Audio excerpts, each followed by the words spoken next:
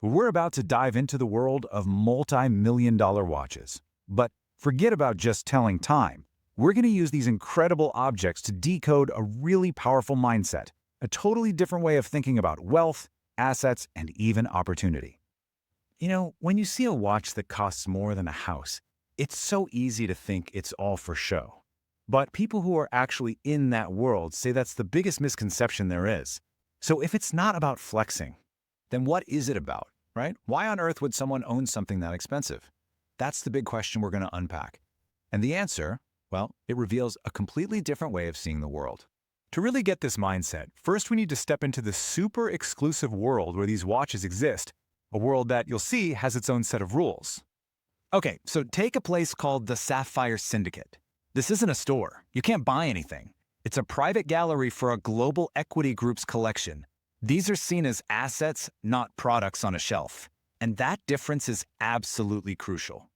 And just to give you a sense of the scale we're talking about, $17.8 million. That was the auction price for one watch.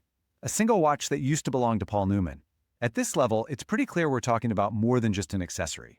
And this brings us to the first really big aha moment. You have to stop seeing a luxury good and start seeing a financial instrument. This is where the two mindsets really start to split apart. The idea here is actually pretty simple, but it's so powerful. Most of us, we buy things, right? Like a new car. The second you drive it off the lot, its value just plummets. The wealth mindset, though, is focused on acquiring assets, like a rare watch, that can actually go up in value the moment you own it, simply because it's so rare and in demand. This is all about playing the long game. These aren't just investments for you. They're vehicles for creating generational wealth. See, unlike just having cash, assets like these can be passed down, growing in value over decades, and building a real foundation for the next generation. Okay, so it's an asset. We get that. But it's also something more. Let's peel back another layer, because this is where it gets really interesting. It also works as a social tool, almost like a secret language. So here's the real key. In the right room, surrounded by the right people, a specific watch on your wrist can unlock doors and start conversations that millions of dollars just sitting in your bank account simply cannot. And here's how it works. You don't walk up and say, "Hey, nice Patek Philippe." No, you use the code. You might just lean over and say, 5905R. It's this super subtle signal that says, "I speak the language. I belong in this room. We can talk." And that little code could be the start of a 9-figure deal. This really highlights the difference between a loud signal and a subtle cue. A big logo on a t-shirt is screaming for everyone's attention, but a rare watch peeking out from under a cuff, that's a quiet signal. It's understood only by the few people in the room who actually matter. It's all about precision, not volume. All of this stuff, the assets, the secret codes, it's all building to the core lesson here, the fundamental difference between two ways of thinking about money, about assets, and really about life itself. Let's just break it down. For the average mindset, money is a tool to buy things. Debt is often used to get those things sooner, and the primary goal is trading your time for that money.